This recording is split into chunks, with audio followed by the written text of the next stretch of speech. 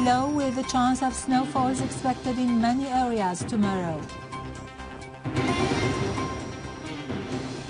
Syria condemns the terrorist attack which targeted Charlie Hebdo magazine in Paris and reiterates the call for correcting wrong policies. Iraqi army maintains control over new areas in Ninawa, Al-Anbar and Salah ad-Din after scores of ISIL terrorists are eliminated.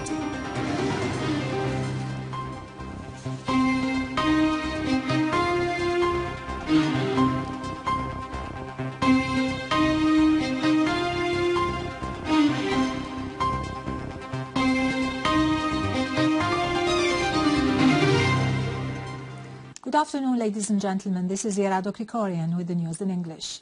Syrian governorates have witnessed drizzles and heavy snowfalls over the past 48 hours, where snow rose above 1 meter in some areas, particularly in Al-Qunaytira and As-Suwayda. Temperatures registered are 9 degrees below the annual average. They will continue to be low in the upcoming hours as the weather is expected to get colder tomorrow. In Jabal al-Sheikh, in Al-Qunaytira, snow rose above 1.5 meters. Heaps of snow in As-Suwayda have caused many roads to be closed. Similar heavy snowfalls were reported in Hama, Latakia and Tartus. The latter has reopened its commercial seaport and oil outlet before maritime navigation.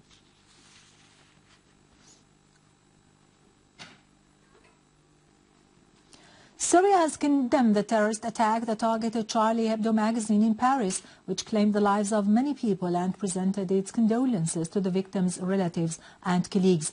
An official source at the Foreign and Expatriates Ministry said, "This terrorist act reflects beyond any shadow of doubt the danger posed by the spread of the phenomenon of Takfiri terrorism, which constitutes a threat to world stability and security.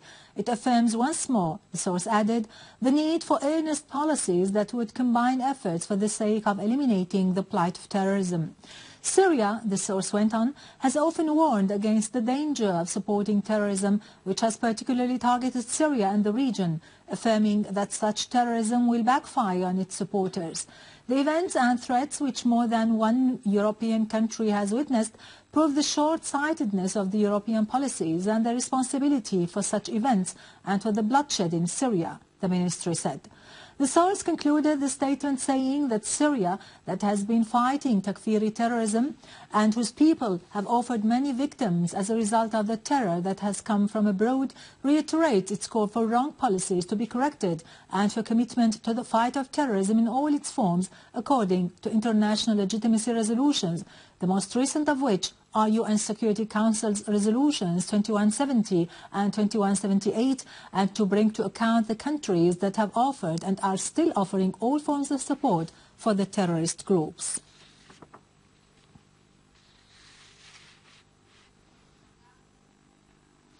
Following the armed attack, which yesterday targeted the French comic magazine Charlie Hebdo in Paris, killing 12 people including 8 journalists and wounding 11 others, 4 of them seriously, French Minister of Interior Bernard Cazeneuve announced the detention of 7 people, including men and women, from the same circle of the 2 brothers who have been identified as the perpetrators of the attack and who have still not been apprehended.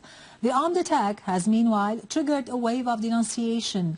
The European Union announced that its foreign ministers will discuss fighting terrorism during the upcoming meeting due to be held towards the end of next month. On the other hand, a French police source said a policewoman was killed and a policeman was injured during a shooting south of the capital, Paris. The incident coincided with a blast at a restaurant near a mosque southeast of France. No casualties are reported.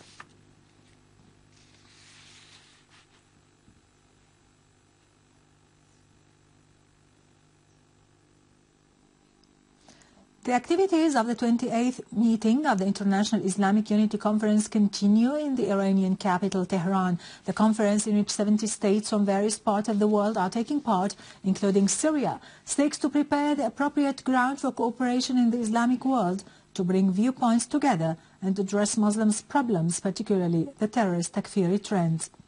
The committees stemming from the conference will also discuss the dangers threatening the nation's identity and unity represented, besides the Zionist enemy, in the extremist Takfiri organizations which are supported by the West and some regional states. Iran's Deputy Foreign Minister for Arab and African Affairs, Hussein Amir Abdullahian, reiterated that Iran has time and again warned of the grave consequences of using terrorism as a tool in the region.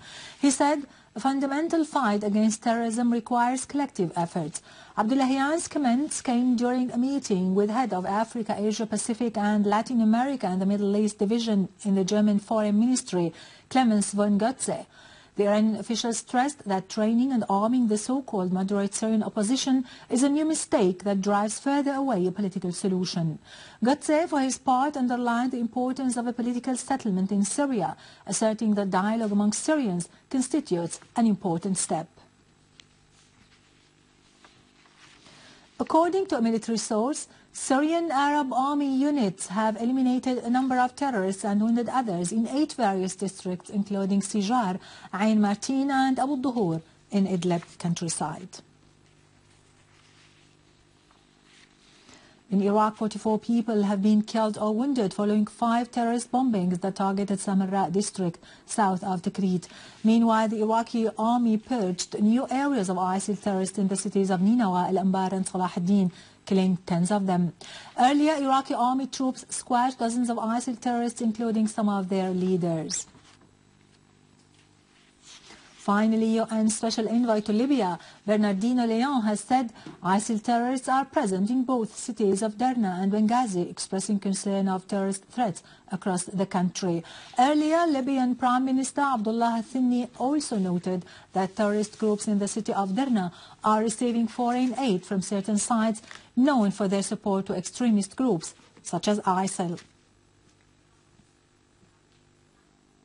With this, we conclude our news for today. Thank you for watching. For more details about Syria and the region and to view this bulletin again, you can always visit our website in English, syriaonline.sy. Now to latest business and market news with Karun Kürkcan, but after a short break.